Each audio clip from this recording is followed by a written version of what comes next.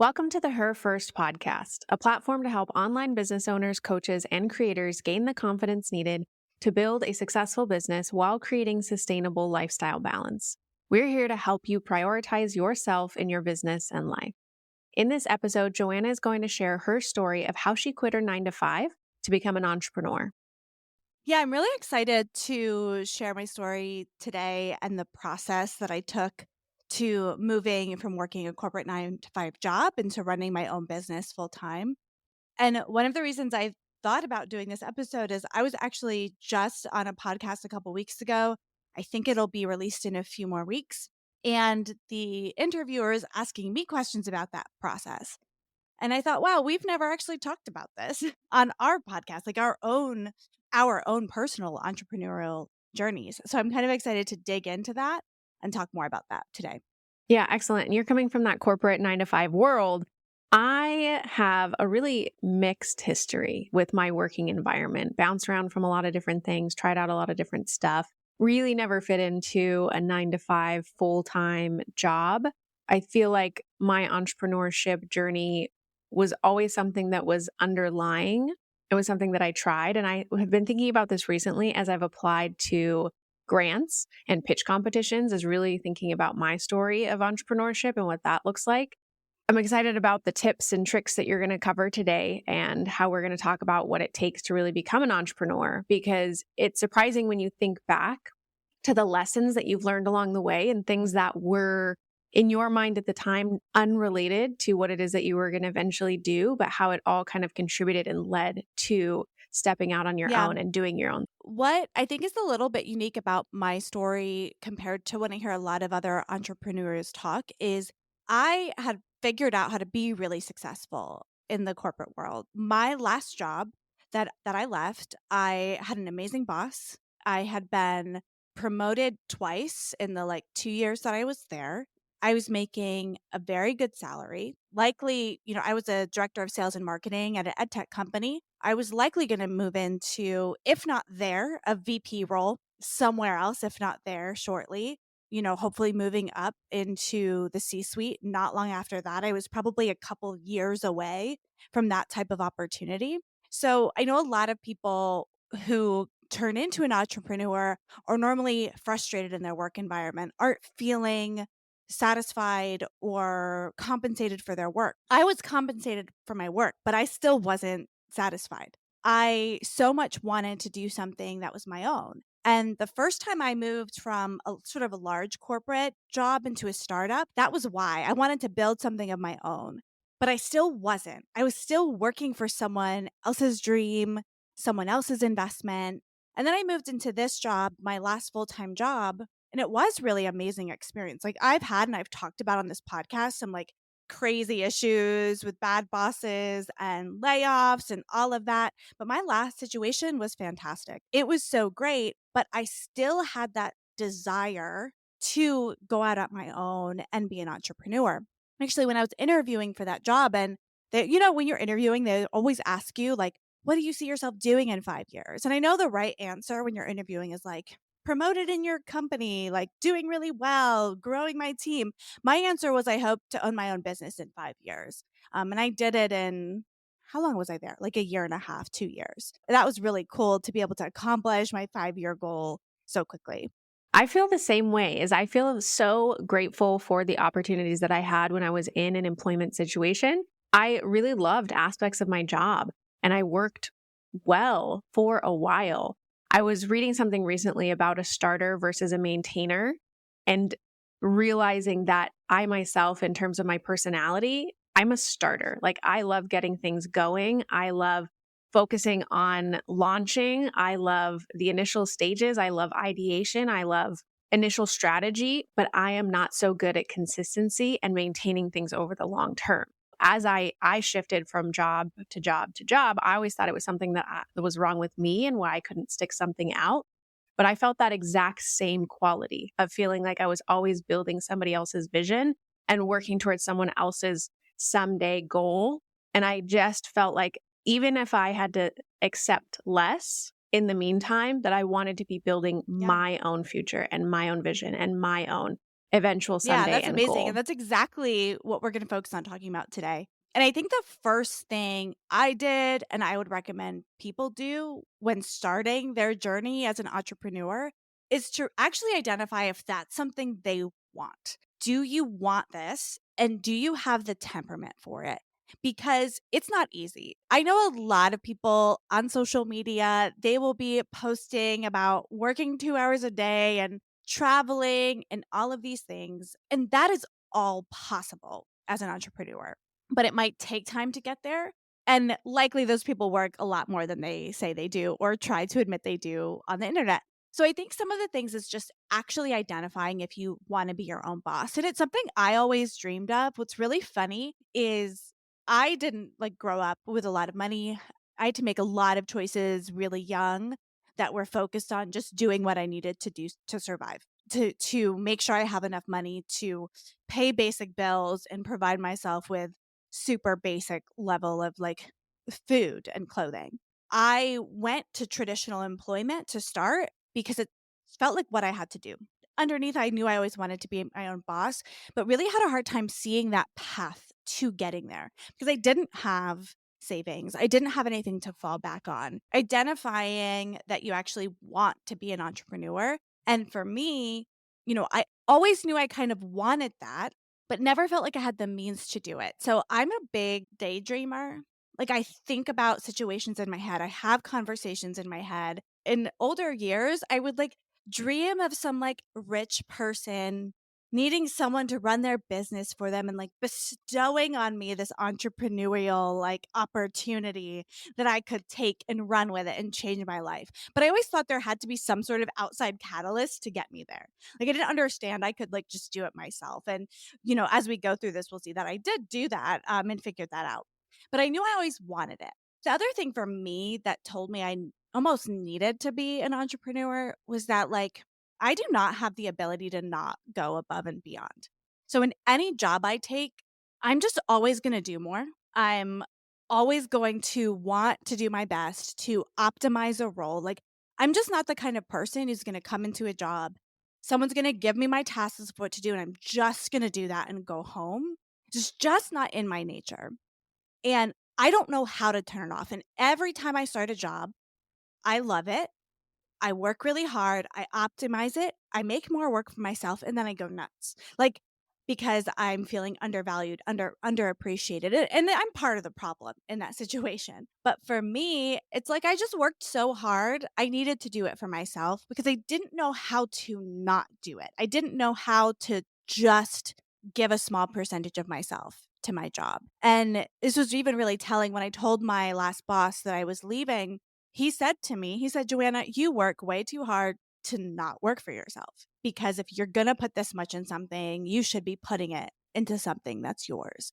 So for me, that's really how I identified that it wasn't just something I wanted to do, but something I needed to do.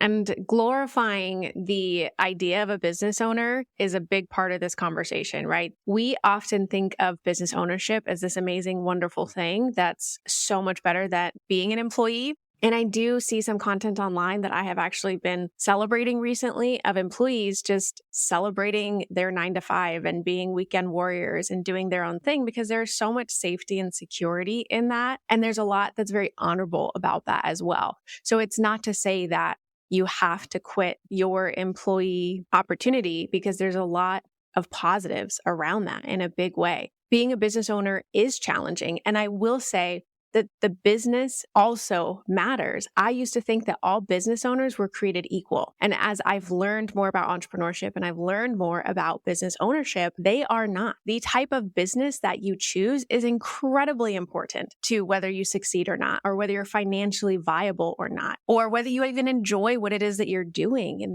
and just deciding what it is that's going to work for you and whether you want that style of life. And either one is okay, and just identifying what that looks like. Do you want that life? Is it in you? Because you're creating an entity. It's almost like creating a child. You have a child, it's yours for life. There's a lot of work and passion and energy that goes into raising a child. Owning a business becomes that it's not something you can shut off and on like a 9 to 5 job. It's very different. And so you really want to make sure your heart and soul is in there in that and wants that. I think the other really key quality to being a successful entrepreneur is actually being self-motivated. I think some people need someone giving them a deadline and something to do in order to get stuff done. You have to be able to hold yourself accountable yourself to deadlines and push yourself to move things forward, but also be good at setting realistic pace and expectation for yourself.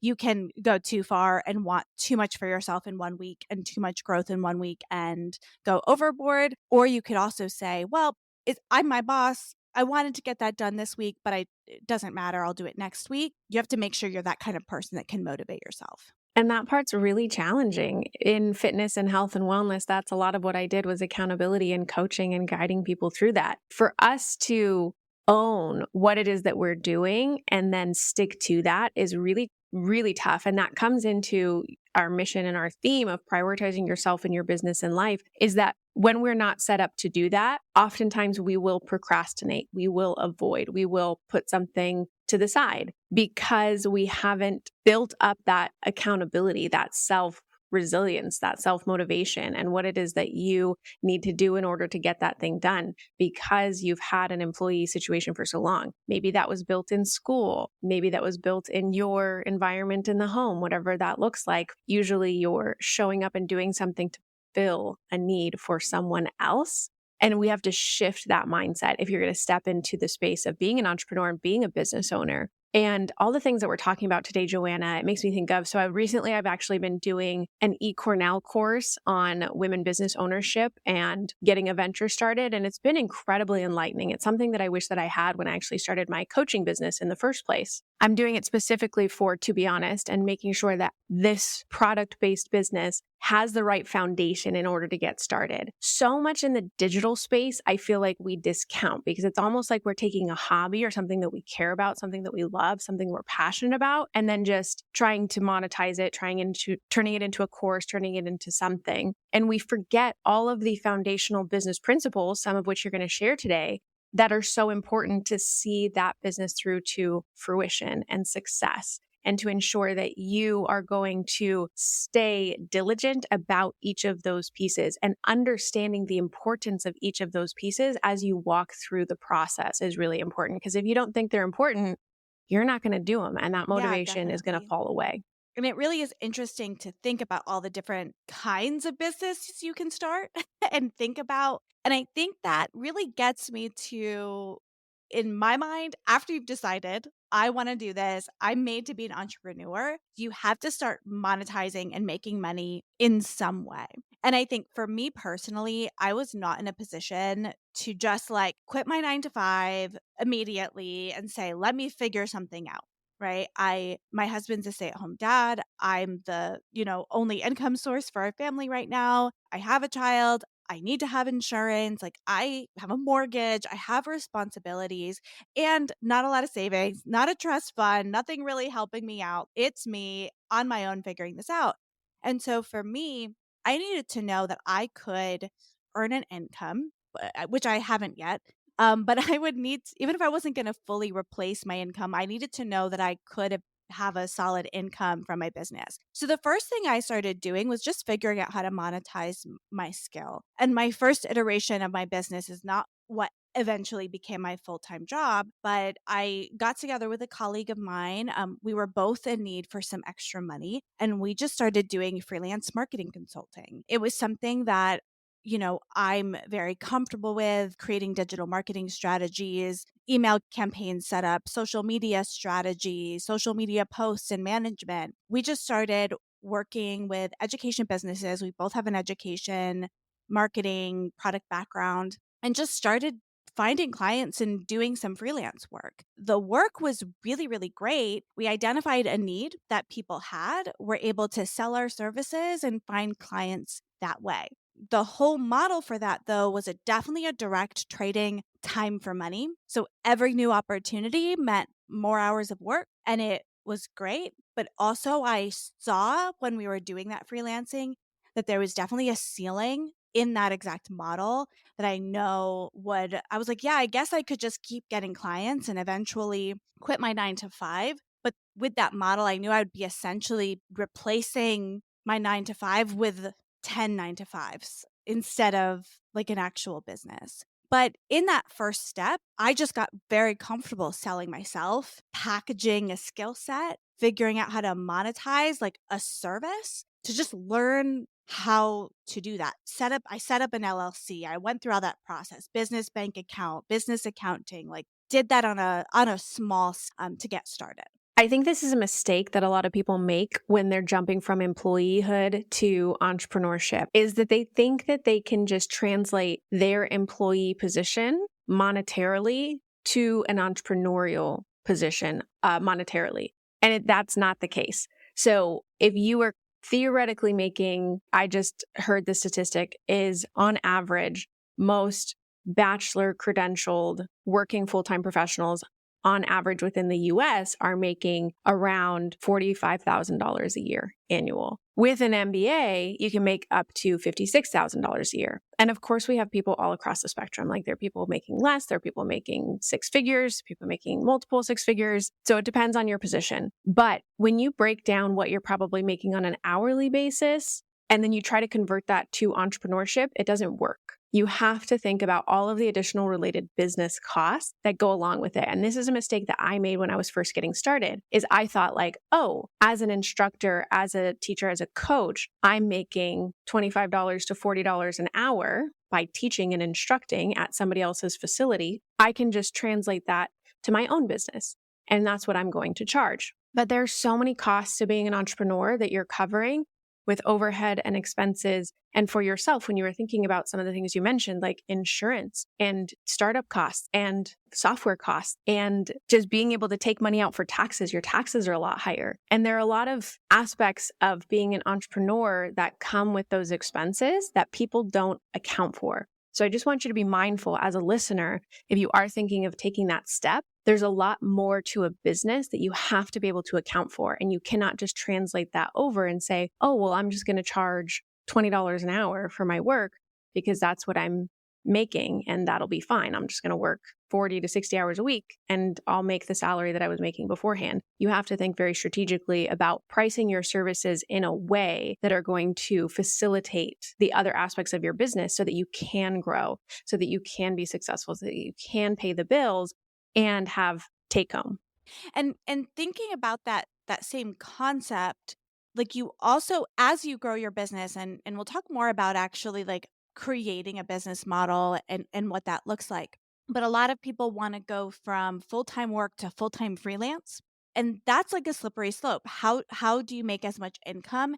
And how do you not make your day-to-day a daily grind of finding new clients? Your only way of growing your income is finding new clients. Now, one of the things that as I was leaving my job, people would say to me was like they would talk about security and be like, "Well, aren't you worried about job security? Like what happens if your business fails, if you're not doing well, you have no money, what do you do?"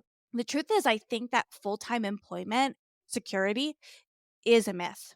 It's something that I think we get taught, go find a really good job, you're going to be stable. But for the most part, in the United States, people who have full-time jobs are at-will employees. If you have a full-time job right now, you could wake up tomorrow, go to work, get a meeting put on your calendar that's an all-hands call, and lose your job right then and there. And not to scare people, but I talked about in a previous episode that I survived 7 rounds of layoffs in 7 years at a company.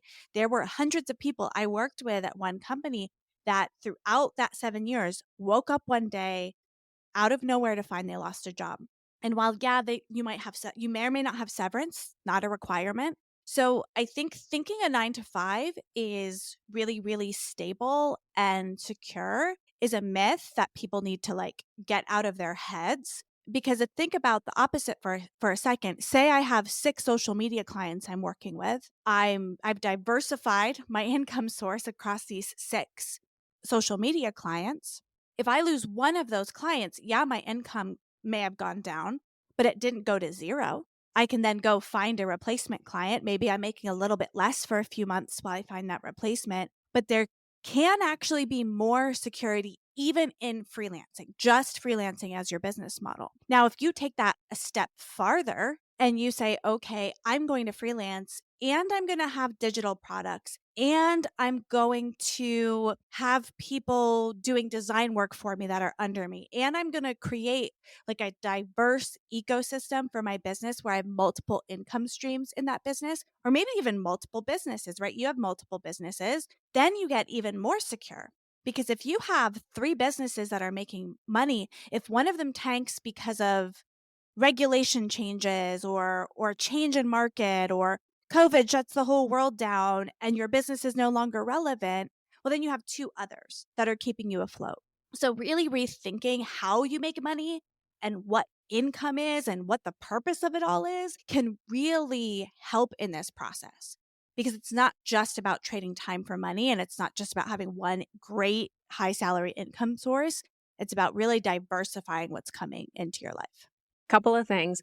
You are so right about the safety and security of a full-time position. We are seeing massive layoffs right now, massive layoffs from big name companies, and thousands of people, if not tens of thousands of people at a time, are going out of work. And it's nothing that I've ever seen before in the workforce. I know that it has happened in the past, but it's kind of incredible just seeing this kind of trickle effect after the pandemic of seeing what's happening in our companies and large brand names and how they're wake up one day, you're done and you need to find something different. So you're absolutely right.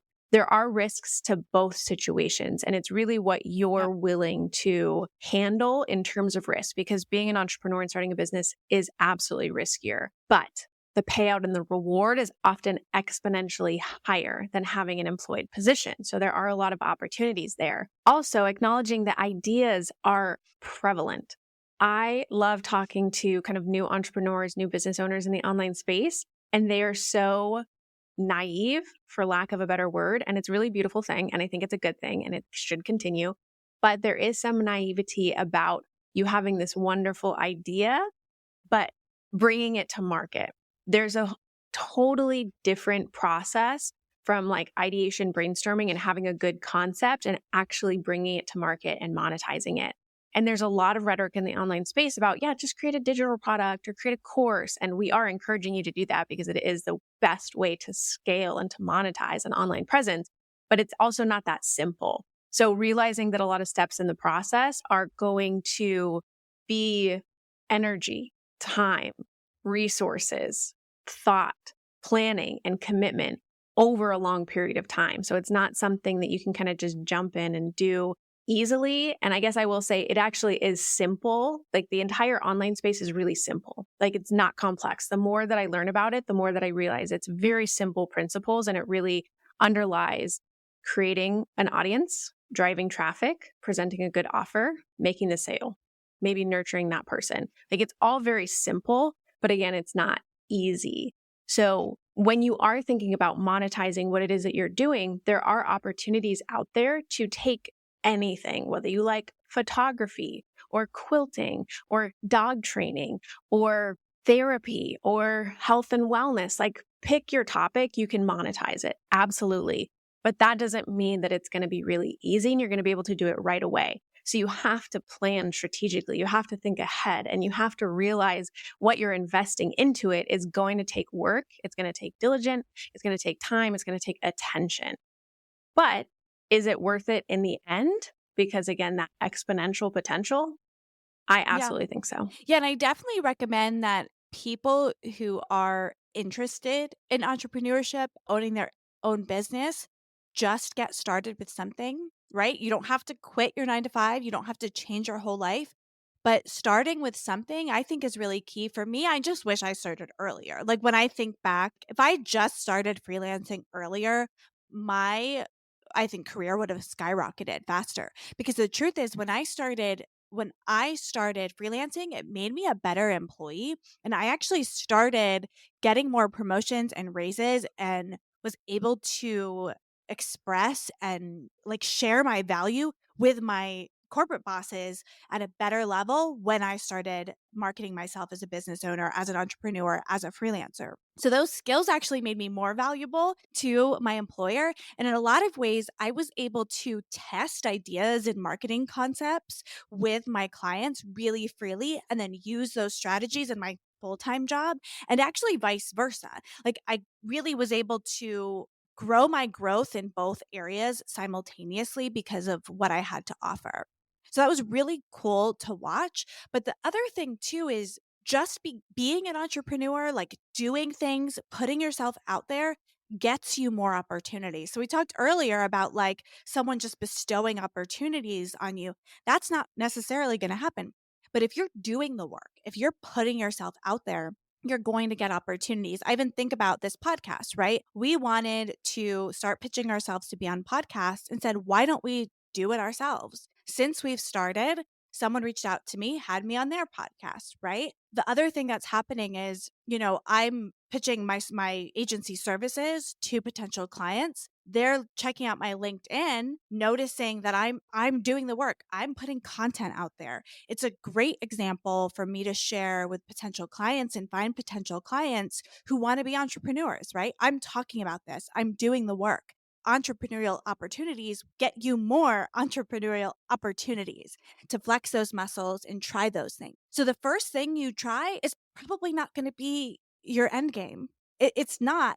And so if you're waiting in your head, and I talk to people who wait, they're just trying to get that perfect offer, that perfect idea, the perfect landing page set up, whatever it is, they wait and wait and wait and wait, and they're never going to get anywhere. But if you just start, you're going to be able to refine that idea until you get to your big idea. That's the one that's going to be your baby.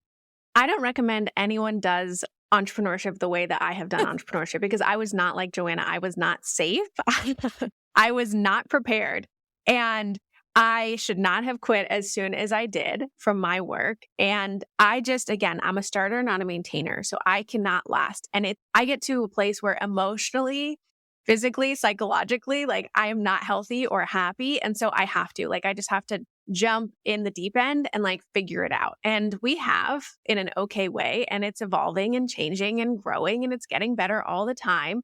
But I do think that you just need to start with something. And if I can impart any wisdom from, hindsight is 2020, is building an audience. Like if you're going to invest in anything, start building an audience. Pick a platform and start gathering people around the topic and the idea that you're thinking about. You may not have the offer yet. You may not have the skill. You may not have exactly what it is that you want to be able to monetize, but start to build that audience, whether it's a podcast, whether it's a YouTube, whether it's a social media channel, whether it's just a newsletter, whether it's, I don't know, a phone call list. It doesn't matter what it is, but actually focusing on building an audience is such a great way to get started if you're considering leaving your 9 to 5 and actually starting a business so that you can start to find people to sell to, because that's such a big part of being an entrepreneur and a business owner is being able to sell and market yourself. And you have to be able to do that, whether it's your personal brand or whether it's just a service or whether it's a product,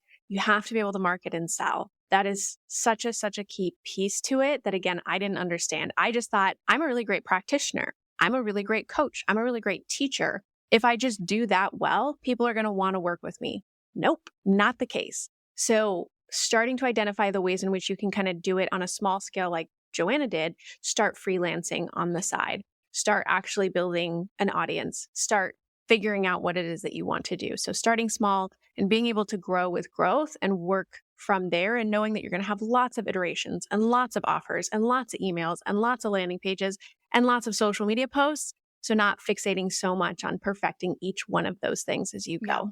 And I think that, you're in those early stages. I love the idea of building an audience. That's something I wish I had done sooner. And I've really just begun doing, but really building an audience and a brand for yourself makes a big difference. Even if you're just applying for jobs, like if you want to be in a 9 to 5, having a strong LinkedIn presence where you're posting content, like it helps. Like it really does. And it's funny because sometimes you think if I'm not going to be this big time influencer, I don't need to build an audience. But having that sort of presence puts you in just a different position and place in life. But once you've done those things, you've started monetizing your skills, you're like, okay, I want to be all in a few years. Like me, I was saying, okay, I want to have my own business in 5 years. My initial plan was a full social media consulting business was my initial idea of what I wanted to do. It's not what I ended up doing, but we'll get into that. But I think you have to sit down and start thinking a plan what your actual business model is going to be. For me, what was really interesting as I was freelancing, I found my now business partner. So I met Brandon. He was running an online drone school through Kajabi and needed some help. He originally actually posted for YouTube ads. Like it was a job for YouTube ads. I'm not really great at YouTube ads, but I applied for the job anyway. And we I was like, I can do YouTube ads. And I'm looking at this. It's these guys in Southern California who have like this cool online drone school, really flashy, smart videos. And I'm like a 30-year-old mom in Western Pennsylvania. Do you know like I'm like I was like, there's no way they're gonna want to work with me. Do you know what I mean? But I remember having calls with Brandon. Like the first conversation was like a phone call, and we were talking, and we ended up not talking that much about YouTube ads, and we're talking about like organic strategies and stuff like that. And then I didn't hear from him for weeks, thought we weren't going to work together. And then we had another call, and then another call. And then eventually we figured out that I was going to help him get started on TikTok and sort of optimize his YouTube channel. So we started working on those projects together. It was a lot of fun, but still, like, literally the whole time, I was like, I'm a 30-year-old mom in Western Pennsylvania. Like, why am I helping these people in these like cool young guys in Southern California building a drone school? Like, what do I have to offer? The truth is, the whole time I worked for him, I felt like I was doing nothing. I would do stuff, but I was like, this isn't that cool. But like, he would be like, wow, this is amazing. And I'm like, okay. Like, it was a very weird, it was a weird, like, freelance experience. But as we worked together, we started kind of coming up with this idea for Millennial Marketer, our company now. And what Millennial Marketer does is we help online course creators create their courses, build their systems, create landing pages, create their funnels, and really grow their own online businesses. And we help with them with everything from ideation to actual execution, like all the full process, like from scripting their course, designing their offer, all of that to actually getting it out in the world.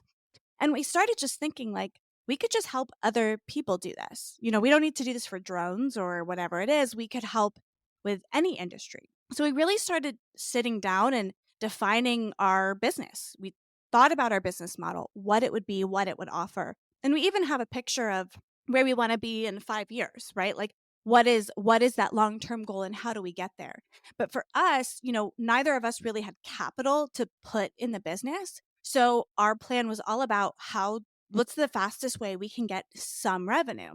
You know, and we just started with some hourly consulting jobs. Then we started defining packages and like things more specifically and started pitching different packages and different price points and testing things and figuring it out. Then we started like defining packages, documenting them, and really nailing them down.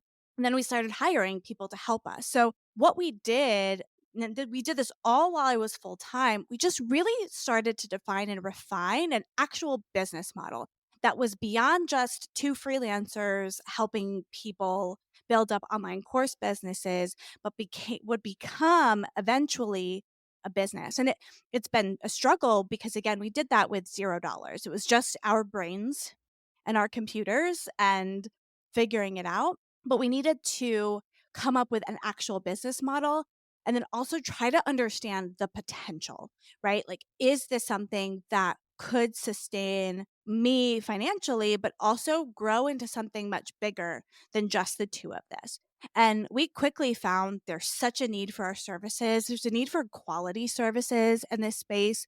We talked to a lot of people that got burned, you know, by people who didn't really know what they were doing and broke things and ruined things or gave really bad advice or low quality products or missed deadlines. And as a corporate marketer, I worked with a lot of agencies that did that to me too. So we really just sat down and defined a business model, which for me, I needed to leave a 9 to 5 and go fully on my own. A couple of things that Joanna talked about that I want to highlight is one, you got to shoot your shot. Like she could have not applied to this position and would have never met Brandon and had this entire business now that she's running together, which is a very successful business, Millennial Marketer. Two, people don't know as much as you think that they think they know. So you are always going to assume that you don't know as much as someone else or that you can't help them or support them or who am I? There's a lot of that imposter syndrome that comes up. Who am I to be doing this? I'm older than this person. They're younger than me. They should know everything about TikTok or social media or understand marketing. So you have to realize that the more that you do what you do, you're going to run into people that have no idea what it is that you do. And you have to just put yourself out there and act without the confidence because you're not going to have the confidence yet, especially as you're getting started. But you have to just assume that you are good at what you do, that you have the expertise. You can always get better and you can always build skill sets, but that you will continue to offer something of value, whether that's now or 10 days from now or a year from now or 6 years from now. And that you cannot allow yourself to get down on yourself or think that, oh, well, what can I offer or how can I help or how can I be supportive when they're this amazing business? I have worked with clients as well that have, I don't know, over 600,000 followers, lots of followers online. Maybe they have a multi-six-figure business, but their systems are terrible, or they're not very organized, or they're not monetizing correctly, or they don't have the leadership qualities, or they don't know how to manage a team. It's like there's so much to business ownership and running a brand and building an audience, and there's a lot of pieces. So just recognizing that you probably have something to offer if you think that you have a skill and you want to bring it to market. So Joanna could have, again, never applied, never worked with this person who is now her amazing business partner and getting herself out there if she didn't make that jump and take that leap. And then knowing that there was a foundation, knowing that building a business is about profit. I used to think that business was about service and about fulfilling a need and about connecting with people. And it is all of those things, but a business is about profit and making money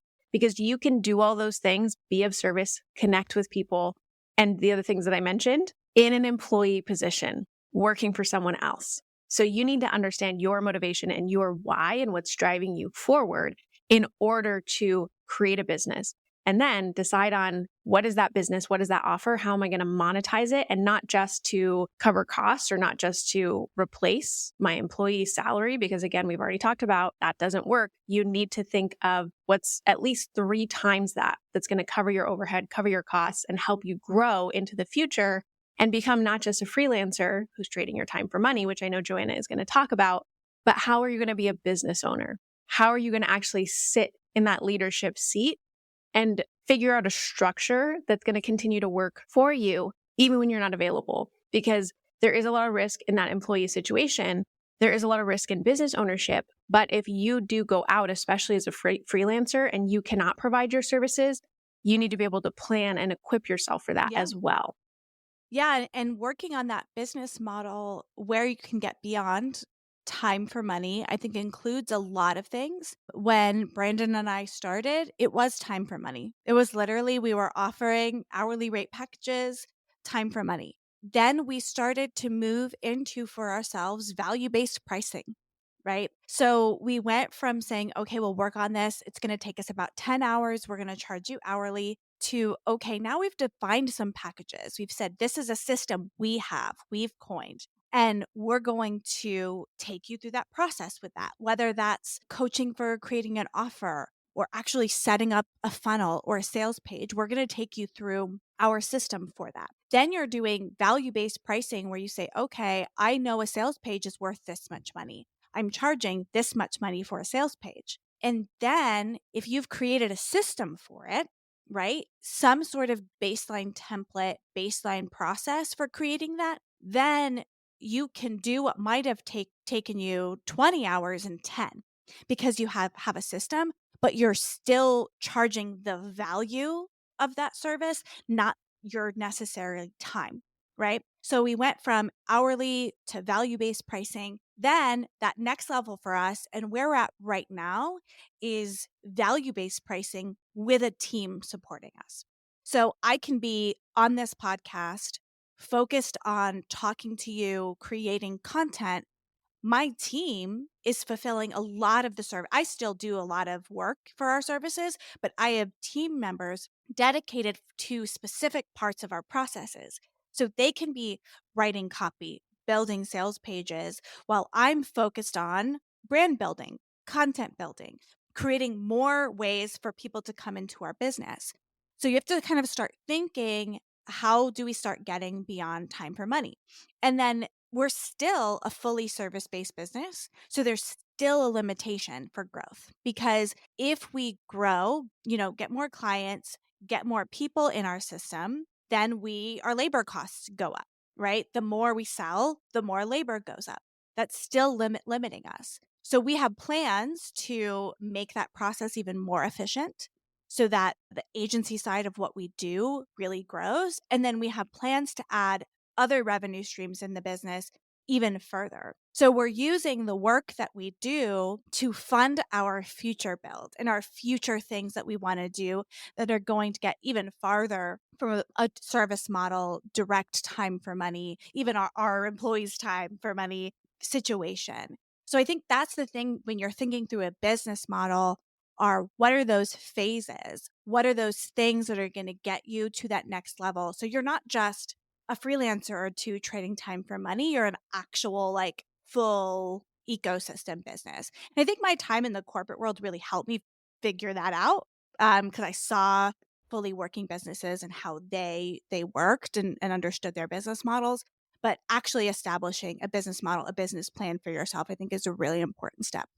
As a listener, identifying that Joanna didn't start out with a team and delegation, it's not to say that you can't do that.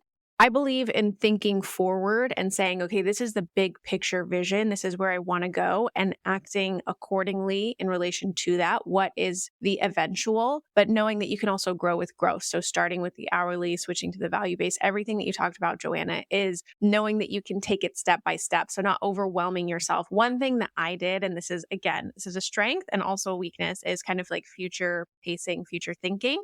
And so for me, I knew all of the ways in which I wanted to build my ascension model and my value ladder, and I wanted to do all of them at the same time.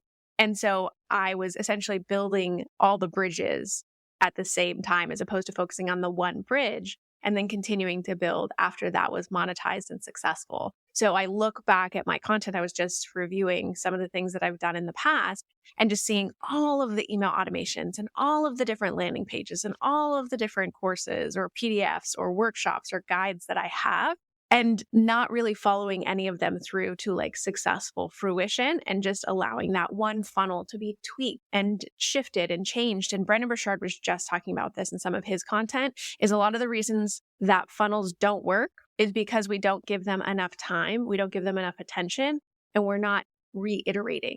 We should go to something else. We say, oh, that's not working. We want to throw it out. We want to start over. Or we get distracted. Again, as a starter, as a visionary, as that kind of like entrepreneurship mind, I tend to go from thing to thing. So I get excited about something, I focus on it for a little while, and then I jump to the next thing. And I'm working really, really hard to not do that anymore and be really conscious of that. If I have an idea, again, because ideas are prevalent, like you are going to have lots of really great ideas.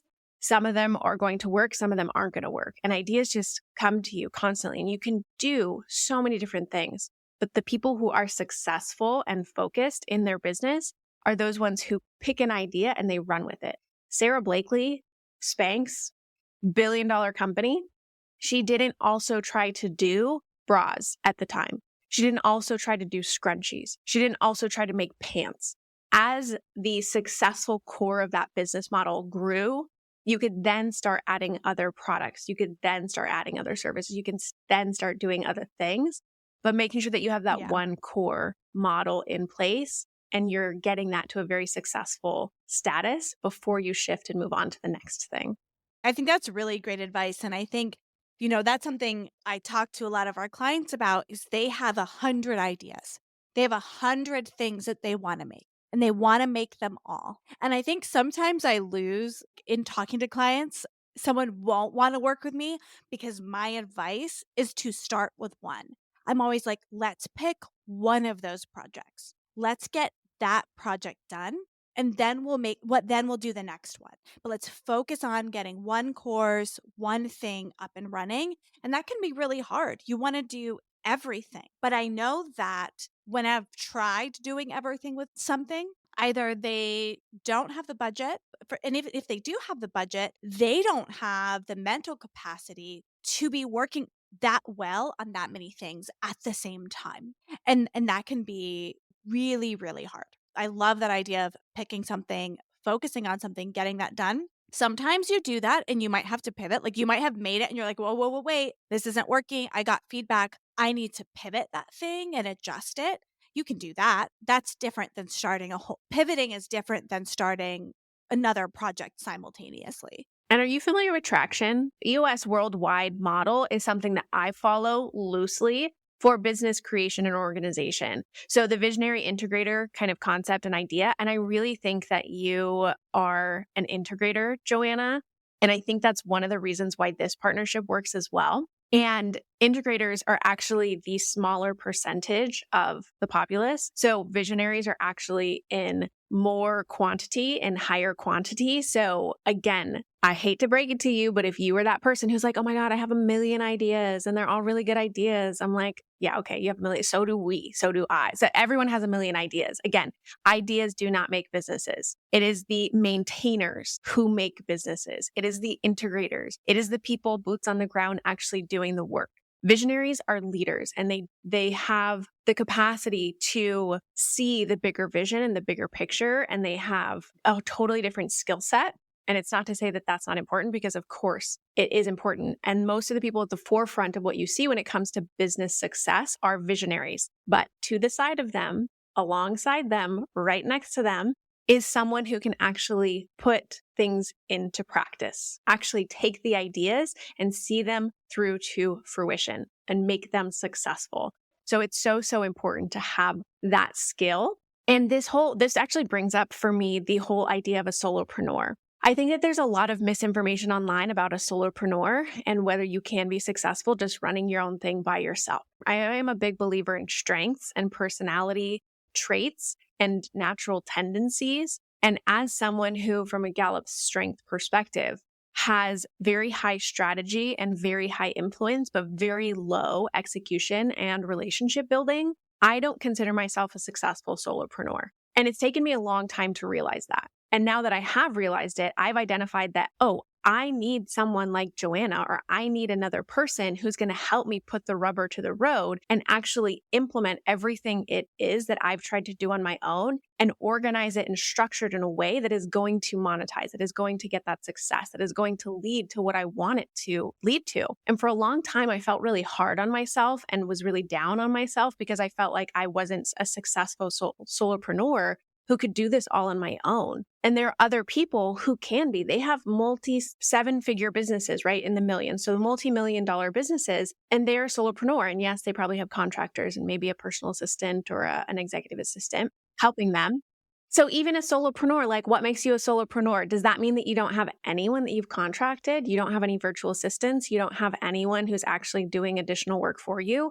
Because even if they're not an employee, if you're paying someone to support you in some way, I don't think you're a solopreneur, right? A solo, one, single, that's it. Again, I've been really hard on myself in the past. And I think dispelling that notion that you have to do everything by yourself and that if you aren't good at everything and wearing all the hats in your business, that you're not going to be successful, because that just isn't true. And I've just realized that I needed a different business model. I needed to actually figure out the costs of my business in advance and be able to delegate and lead and manage and have team members in place that were going to support me.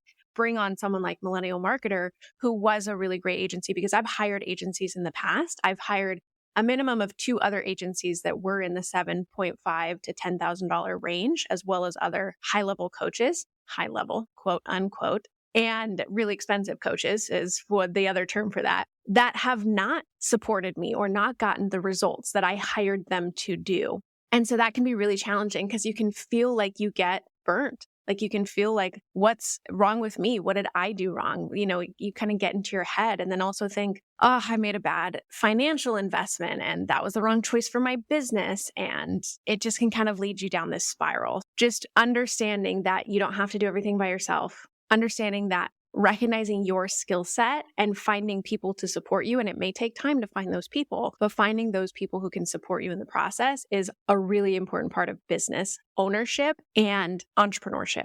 And I would suggest, and this will actually motivate me to finish reading whichever one of the EOS model books that I bought and purchased. Don't remember the title. I think it's Traction. This will encourage me to finish it if we say the next episode we film or the one after that. Let's break down the model. And as the integrator, I can tell you what I think is missing from it, because it's actually very interesting. As I'm reading it, I'm actually realizing why I've frustrated in the workplace. And I think it stems from the EOS model is written for visionaries by visionaries. And it's missing some, I think, integral pieces to that model that would make a business run much more cohesively for both people. And so we'll talk about that because I think that'll be really interesting. But switching gears a little bit, I want to talk about some of the nitty gritty about quitting a 9 to 5, because whenever you talk to people who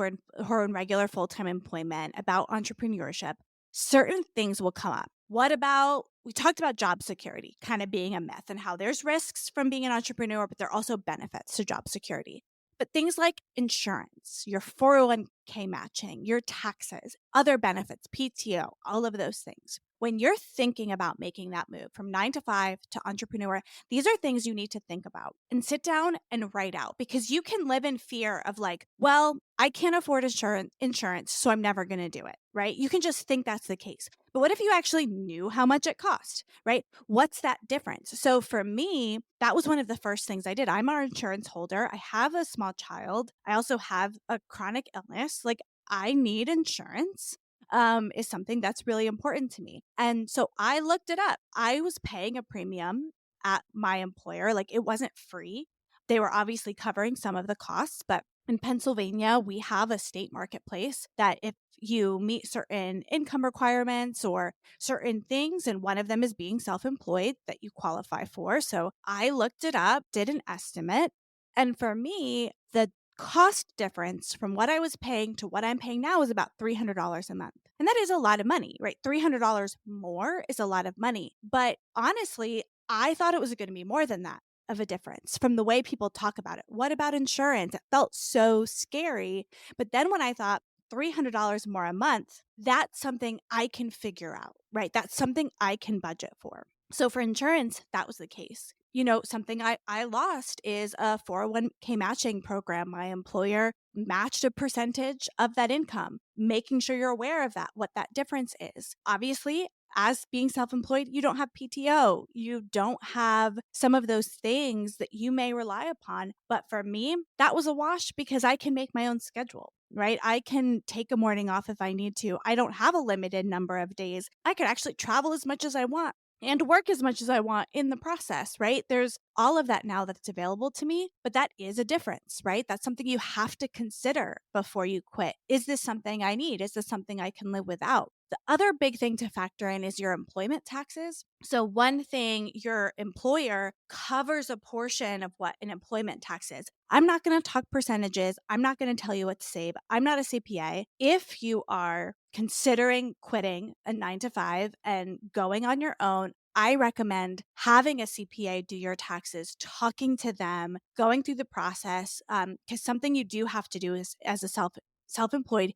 you have to make quarterly tax payments based on an estimate of what you're going to be earning. This is something you need to do to not face penalties. So understanding that process, having a CPA is really important. I'm really lucky. My father-in-law is a CPA. So I had an in to talk to do those things and be set up for that. But knowing what I needed to be putting aside from my income to pay those taxes is really important, to not get a big surprise bill in February. And it is a lot of money and it feels kind of like it sucks. But if you plan for it and you put it aside, you have that money to pay your taxes. It won't be a stressful thing. You just have to go into it knowing.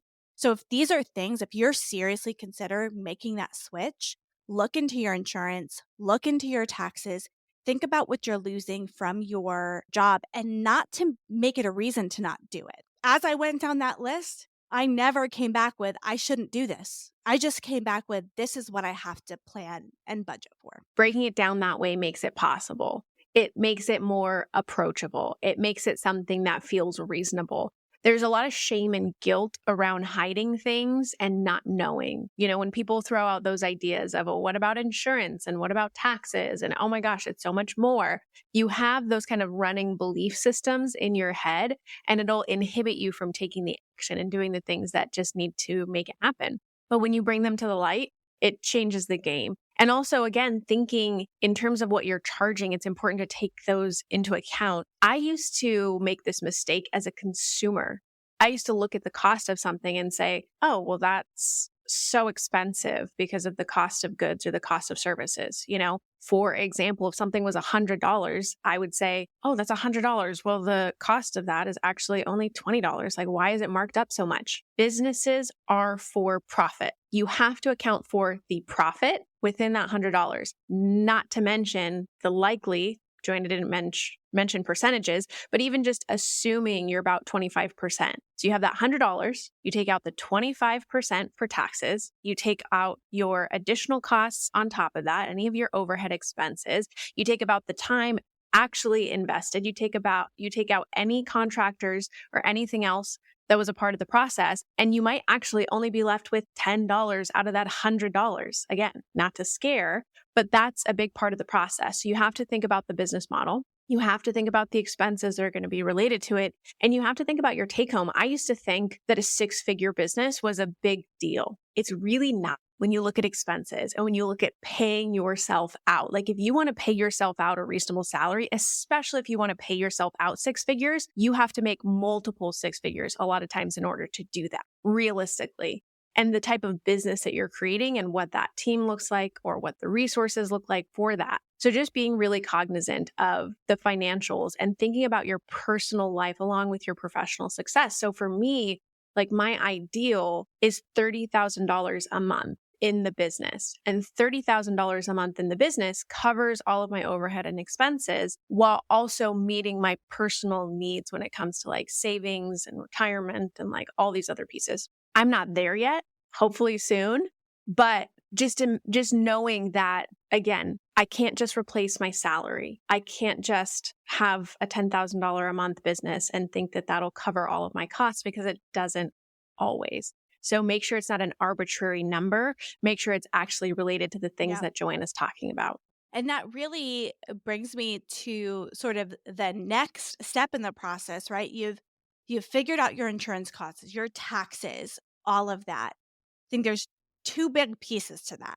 One, so now how much money do you actually need to make? And there's an interesting thing people talk about that as your salary grows, you naturally spend more money. So I, really knew and realized I did not need to be able to replace my salary in order to quit my job. As much as nice as that would have been, I was making a really great salary, like over 6 figures from employment. Even with taxes and take home, I was making more than 6 figures a year. To be able to replace that right off the bat was going to be hard. So instead of thinking I need to make that much or more than that much to cover my taxes, I thought about what I actually need each month to cover my necessities, not my wants, but like what do I need to be able to pay my mortgage, feed my family, pay my insurance? I have to have internet. I have to have power. I have to have, these are things I have to have. What is that number? Like, what is that number to cover? And that's where I was when I was looking at my business, like P&Ls and goals and all of that. That's what I was looking for. When can I see that I know I will make that number for 3 months straight? Like when I can see in our forecast, when can I know that I can take that for 3 months straight? Because I think that will give me enough time. Because I knew if I switched focus and focus only on my business, I could make that number go up. So what was like the minimum it's just like an MVP almost, like a minimum viable product. What is the minimum amount of money I need to be making for my business to move on? Knowing that, yeah, maybe I'm going to have to go out to eat less. Maybe I have to spend less money on clothing or getting my nails done. Where is that break even point for me that I need to cover my expenses? So I figured out that what that number was for me. And luckily, I live in an area that has a lower cost of living. So it was actually a pretty reasonable number. And then I saved that much. I wanted to have that number times three in the bank account before I quit. Again, I have a child, I have a husband. Like, some people don't need that. Some people could say they're single, they don't have many expenses. You might be able to just quit and do it. For me, that was just not an option. So I said, I'm going to save. And because I was working two jobs, I was making money from Millennial Marketer and my full time job. I was working a million hours, but it did put me in a position where I actually pretty quickly saved that number for 3 months. So that put me in the headspace where I could say, okay, if I quit and this doesn't work out, I have 3 months to figure it out. Right. So I did that for myself. The other thing that I did is actually build out. I think this is something not all business owners do, but I build out like a full revenue and expense forecast. So I built out the whole year. What are all of the things we're going to be spending money on? What's our expected revenue? How much does it need to cover those costs? Like, figure that out. And especially in a first full year of business, this is a spreadsheet that's evolving and changing. It looks very different than when it looked like when I quit. But I built that out and saw, okay, well, we have this client bill coming in, this client bill coming in, this client bill, this software bill, this expense bill. What's coming out? How much can I expect to make in March? How much can I expect to make in April? How much can I expect to make in May? And when I saw, okay, it looks like I can make that number that covers my expenses and I have 3 months, that's when I was like, it's time, right? Like, that was for me what I needed to make that move and actually give my 2 weeks notice. And lots of people, when I did that, they're like, are you scared? Are you nervous? And I was like, no, because it's here, right? It works. And plus, I'm going to be giving it more attention and time, which means all of those revenue numbers should go up. Also, all of the expense numbers went up too, just so you know. I know I can make that stronger and better if I'm focused on it full time. This is so important because I really, really think this is something that we don't discuss in the online space. When you look at traditional business building, you are looking at putting together an actual business plan that has all of these financials built into it. And they suggest that you have at least a year's worth of startup capital in order to be successful. Most startups, most businesses, most what I would call more traditional businesses, they have a financial plan for moving forward. And then they're also getting capital in other ways. So think of venture capital funding, think of pitch competitions, think of grants, think of loans, think of lines of credit, think of credit cards, all of those things. And in the online space, we don't talk about this. In the online space, we talk about make hundreds of thousands of dollars. Oh, I'm a 7-figure business owner. Oh, you can just monetize your passion and charge people money for what it is that you're already doing. All those things are possible and all of those things are great and they happen every single day. But we don't talk about these technical things and traditional business practices that really should apply to your coaching business, that should apply to your freelance business, that should apply to your course building business, and thinking about it more strategically as you're getting started so that you don't set yourself up for failure, so that you don't set yourself up for debt, so that you don't set yourself up for frustration or grief or stress that then inhibits your creativity. It inhibits your ability to sell it. It inhibits your ability to market. So really thinking through some of these things as you're planning for that switch or as you're considering the switch from your work to your job, or if you're at a place in your business already where you hadn't thought about these things, it's never too late to sit down and work this out. Yeah, and we recently just made a pretty big financial investment choice for our business that's going to be investing in some of the future things that we're talking about. So we're going to be spending a significant amount of money on something that's not going to make us money today, but we believe will make us more money like next year. This is the point where we're saying we're investing money back into our business to do this. That kind of decision could be really scary if you don't have a handle on your financials.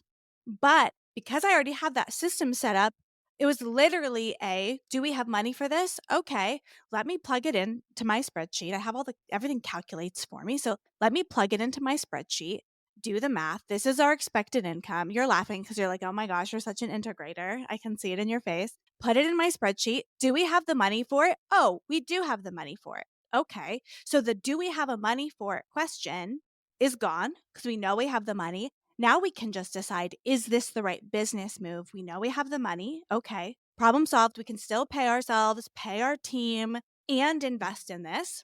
We might say, okay, we need to sell this much more in November to do that, right? But we know this is what we know is expected. We need this much more to cover that. Do we feel like we can sell that? Yeah, that's an easy number for us to sell. So no problem, right? And so thinking like that takes some of that stress away because you have a model and a thought to go back to. Financial budgeting is something like no one ever teaches anybody, and it was something like I had to learn when I was super poor because how else do you pay your bills unless you know where every single dollar is? So I learned how to do it for myself, and then through my work in the corporate world, learn how to do it on a corporate level, and then now do it for my business, and it gives you a lot more confidence to invest money into yourself if you can see that it can work out. And you want to see your business as an investment. You are investing in yourself, you're investing in your future, you're investing in that exponential potential of what business ownership really offers. And I truly believe in, like, I'd rather go into debt now to meet my future goals than sacrifice again the 40, 50-hour work week of a 9 to 5 to just get a paycheck. Have you read Rich Dad, Poor Dad? I haven't read it, but I know the concepts. Yeah, yeah. So, Rich Dad, Poor Dad, one of the initial lessons that's learned and shared in the book is the idea of being able to work for free. Conflicting advice, right? Because you want to always have value in what it is that you do and what it is that you offer. But as an entrepreneur, as a business owner, you're pretty much working for free. Like, unless for some reason you've got tons of VC like capital invested in your startup and you're paying yourself out a reasonable salary because you have to do that, which you should plan for even as a freelancer or as an online business owner. But a lot of times, the things that you're doing now are not always going to equate to money, right? You are investing in something, Joanna, that you might see the results from next year. I'm investing in products and programs that I won't see the return for until later. Even with a product-based business, we have to invest a minimum of $10,000 just to get this business started before we can actually sell anything. I mean, obviously, we are pre-selling. And so there is something to be said for that. But even GoFundMe campaigns, there's a lot of rhetoric about, oh, yeah, just do a Kickstarter or get people to pitch in money. And the best advice that I've heard about those campaigns is you've got to spend money to make money. So it actually takes a good amount of money to create a healthy campaign that's going to generate the capital that you want for your business. Being able to think strategically about the financials, being able to think, what am I investing now? Am I going to invest free, like for free, my time, my energy, my focus, so that I don't need to get paid right away? I don't need that paycheck. I don't need that immediate gratification in order to have the scale or have the exponential growth or invest in the future or not, because that's a really, really important thing to recognize about yourself and about how you're spending your time and your energy now. Yeah, and that actually leads me to kind of my last thought on this process, right? We've gone through, identified, I want to be an entrepreneur. This is for me. I have the right temperament. Then you've started monetizing your skills, getting an idea of what you can sell, getting more opportunities by just doing it and going through that process. You've made a business plan, you've defined your business model that goes beyond time for money and are starting to think like that. You've calculated your cost of quitting your job.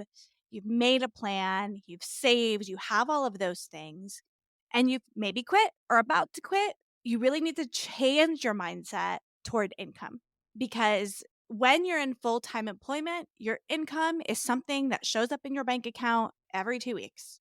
And now all of a sudden, you're on your own. Your income is about sustaining you, paying your necessary expenses so that you can invest, right? And for someone, we could probably talk a lot about like the concept of building generational wealth and what that is. But I grew up with a family living paycheck to paycheck. No investment opportunities and anything like that. This is not something we did. Saving for retirement. This was not something we did. And I'll, admit and say out loud to the world right now, this is not something I have really been able to do is invest in the stock market or build up a really large 401k because I don't have never really had a lot of free money. But for me, starting a business is the beginning of that investment for me. I'm investing because I actually bet on my return even more than the stock market or even more in the 401k for me because I've proven to myself that I can take $0 and make a company that's made multiple six figures this year, right? Like I turned zero into a lot of money. Yes, I'm spending a lot of that money on a team, on investment, but that's the best. That return on investment rate is nothing you can get anywhere else, not in a savings account, not in a 401k. And for me, wow, my future self, I 100% plan to do stock investing, do those things as well. For me right now, not being someone who had any capital to start with, not having anything to go on, for me, this is my best bet for building generational wealth so that my daughter can start off life with some money. Well, actually, the one place I do invest is a college fund for her. I started that when she was a baby. She has a lot of money for college already. This is my investment. It's not just income. Like I'm investing. So I'm taking what I need to survive and I'm investing the rest in my future to potentially build that generational wealth where I can be making money while I'm retiring. I can have existing businesses working for me when it's time for me to retire. I can eventually get to the point where I am investing in other places and building that future and building a different life for my child, where when she's 18 or 19 and moving on in the world, has choices that I didn't feel like I had. And that's a mindset shift that can be hard because it's not a guaranteed amount of money in my bank every 2 weeks. It's just a mindset shift I think people have to get comfortable with when moving to this world. And the mindset of being an employee versus being a business owner, right? It's very different. The way that you think about investments and spending money needs to change. The way that you think about managing your time needs to change. We cover a lot of these topics on this podcast for a reason because the choices that you make throughout the day, the way that you think about yourself, the belief systems that you have, the actions that you take, and how you think, invest, act, choose, all of those things create your life. They create your success. They create your energy. They create your mood. They create your relationships. It's everything that determines how we show up in the world. And it's so, so incredibly important. So that shift in mindset does take a good amount, and it's about being conscious of it. It doesn't mean that it's not possible. It doesn't mean that it's going to happen overnight. It doesn't mean that you're never going to think like an employee again. It simply means that you have to think about the investment. And I love that. Income versus investment is you're not necessarily focused on the income. You're thinking about the investment. What am I investing in? And what's the potential reward for that? What's the payout? Where am I headed? What's the future plan? How is this going to enable me to do things that I've never been able to do before in my life? And what does that mean for me? And it really comes down to that, putting yourself first. You are prioritizing yourself. You are prioritizing your financial success. You are prioritizing your family. You are prioritizing how you want to wake up in the morning and how you want to start your day and how you want to move through your day and your schedule, feeling confident in what you're doing, feeling satisfied in what you're doing, and feeling the purpose that you have in what you're bringing to the world and whatever that mission might look like. And I feel like that can really align with an entrepreneurship path. It can also align with an employed path. So that's up Yeah. for you to decide and how you're putting yourself first in either situation. After this conversation, the last thought that I want to bring is just that, like figuring out, it all comes down to figuring out what it is that you want. And there's a reality that with single source income, full time employment, you have a ceiling. And depending on the career path you chose, your skill set, what that is, you will only ever make as much as someone values what you do. Exactly. right? And so there are ways, I talk on my TikTok about like how to get promotions, how to raise that income. That's something you can strategize and do, but it's going to stop somewhere as single, you have one source of income person. And so I think when thinking about being an entrepreneur, building that generational wealth, trying to make changes, you can go about it by being a full-time business owner, going it on your own. You can also just start thinking about ways to have multiple streams of income for yourself. And that can look like a lot of things, probably something we could talk about in another episode, like different types of secondary income sources and how that is. We think about that in our business, right? We have referral links and affiliate partnerships and things like that that help us pay some of our bills, right? That's a way for us as a business to diversify income. That's something you can do as an individual, to earn a couple $100 extra a month through different things. So I think there's a reality that if you are only going to focus on 9 to 5 employment, you are limiting your potential a little bit and starting to think outside the box if you want that for yourself, right? If you're in a 9 to 5 thinking, I get promotions, I get raises, but I never seem to be able to get ahead financially, you might need to think differently about your income. Thank you so much for sharing everything today, Joanna, about leaving that 9 to 5 and starting your own thing. As we start to wrap up, I think that my last and final thought really is that it comes down to your locus of control. Where do you want to place that? Do you want to be in charge of your income? Do you want to be in charge of your day-to-day choices? Do you want to be in charge of the work that you're doing? Do you have that autonomy? Do you have that accountability? Do you have that sense of self in order to drive yourself to do the things that you need to do in order to see a business succeed, in order to be on your own?